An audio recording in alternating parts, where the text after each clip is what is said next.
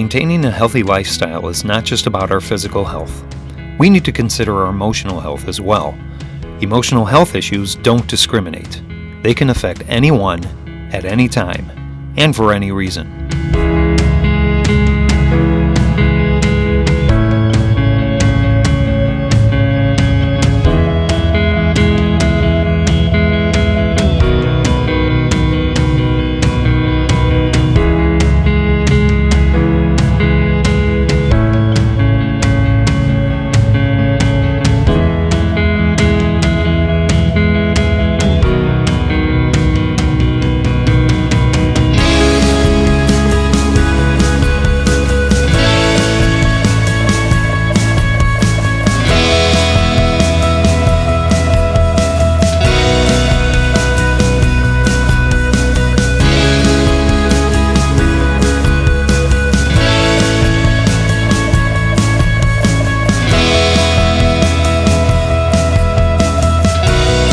Basically, I struggled significantly with anger problems. I found myself always blaming other people, never taking responsibility for anything, no matter if it's behaviors, not doing my homework, not showing up to class, whatever it may be. It was always someone else's fault and not necessarily my own. Obviously, it got me into a lot of trouble, lots of arguments verbally, lots of physical incidents and things like that throughout school. I've been unfortunately suspended, brought up for expulsion.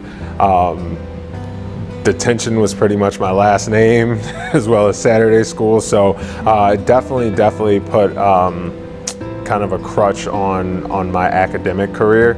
I think it was the summer of before 8th grade. I woke up early one morning to go take my sister to work, and I don't know, out of nowhere, I just got the overwhelming fear of like dying. And from then on, day after day after day, the only thought that I could think of was, I'm scared to die, I'm scared to die, I'm scared to die. And it was worse at night because I felt that in the morning I wasn't gonna wake up. And so it was overwhelming me so much that I couldn't focus on my schoolwork.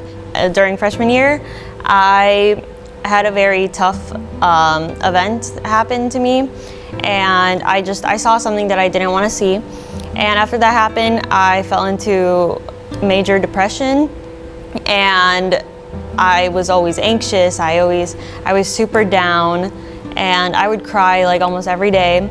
And because of that, then I developed an eating disorder that got worse because I was so depressed.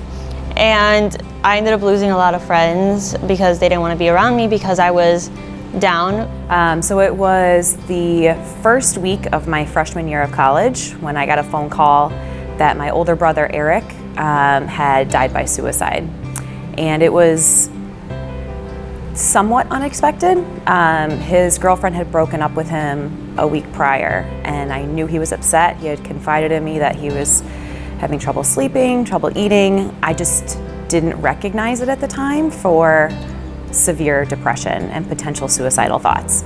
I know that now, looking back on it, but not something that in the moment I really knew. I knew he was upset, but I didn't realize the extent of it. And then it was so the first year after Eric died, kind of was just numb feeling. And then it was really a year after that I started to experience really severe depression and anxiety and suicidal thoughts as well. Kept it to myself for quite a while, and then eventually confided in my parents because no one really knew how severe it was. Probably starting in 7th grade, I wasn't able to deal emotionally with past trauma that I dealt with when I was younger. So at about 7th, 8th grade, it got hard to relive the moments and all that. So I'd say I kind of brushed it off for a few years, and then freshman year, it really hit me hard with coming into high school, losing a lot of my friends from middle school, and just being really alone. So I really started to battle depression. I was at the beginning of freshman year, and I really didn't deal with it in the most positive ways. I started self-harming a lot. I attempted suicide. I'd say I had volleyball season beginning of the sophomore year. I got hit in the head with a concussion. I got a concussion. Sophomore year, I just really struggled with being happy. I just hated who I was. I hated my life and all. And so I tried to commit suicide again. I was just in a really low place, but I was so content with being low at that point that it just didn't matter to me. And just life didn't matter at all. So between the summer of 2008 till January of 2010, my life just got inundated with several emotional stresses.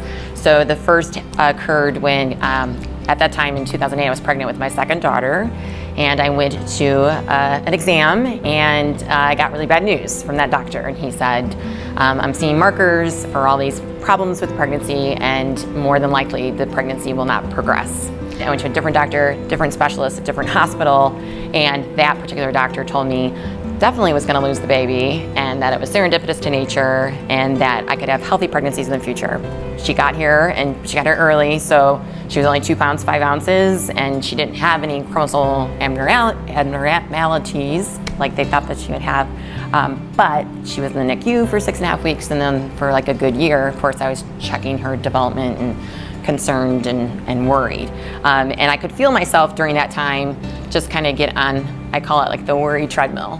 Like I just always was like stuck worrying about something because I felt like something special was like taken away from me, and then I was constantly worried for her that something was really going to be wrong, and how could 2 doctors be so wrong, and just kind of questioning things.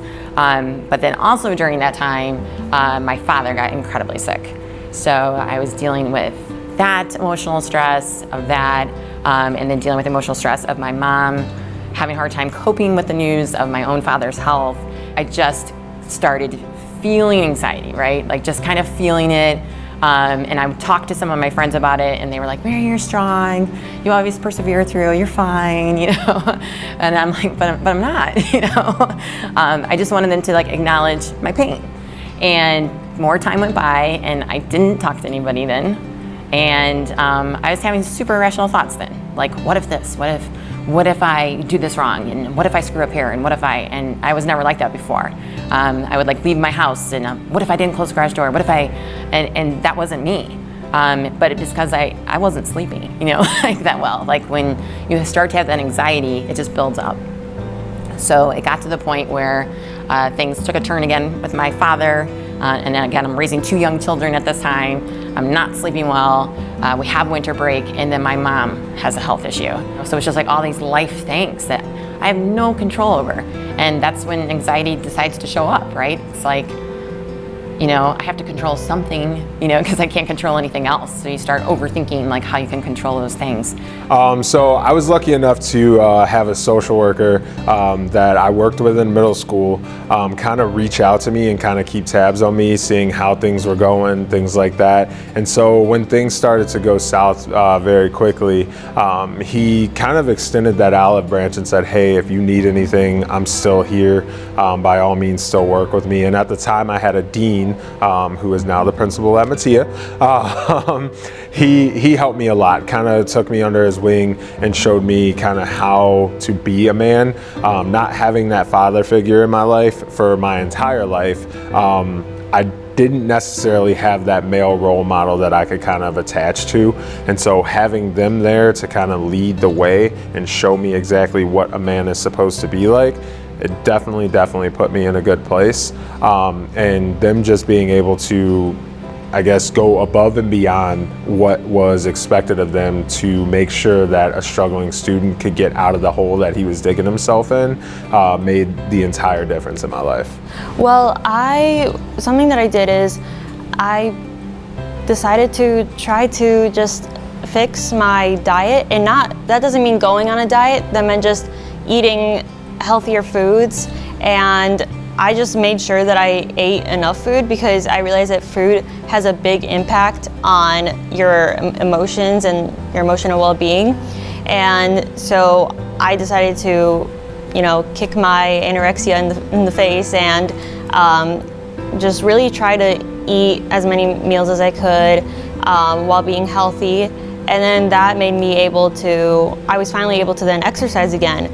I had to put myself in the mindset of, if people don't want to be around me, then I don't need them. And I just decided to only surround myself by good people and people that were positive.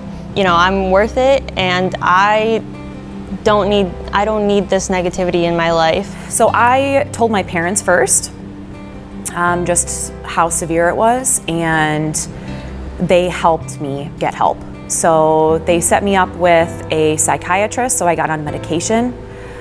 They had me see a psychologist, a counselor at my school, so I went to go see her twice a week. And it actually took time to find a rapport with a counselor. I bounced around with a couple for a while until I found one that I felt was really helpful. But I did. And so I went to go see a counselor twice a week.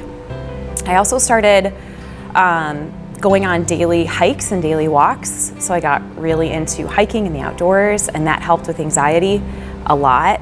And then one of the biggest things, like in addition to all that, is I started volunteering.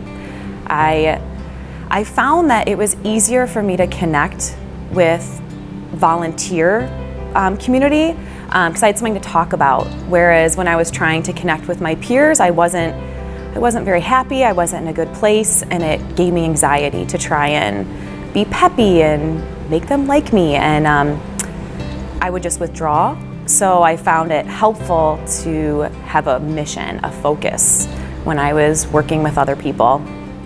I would say about 80% would go to my social worker, Miss Little. I would not be who I am today without her help. And then she actually introduced me to my therapist. We talked through a lot of things and we rationalized a lot of things. They told me about coping skills for the longest time, and I always thought they were really stupid. After a long time, they were right. They do work if you actually do it. Like, we all have anxiety. We all have it. We have anxiety for good reasons. We have anxiety for bad reasons. We learn to channel it in a healthy way. But when it's not a healthy way and it's debilitating to how you physically feel, that's an issue. I first went to Beth Packer. I went to her first. And I got to witness like the angel of a person that woman is.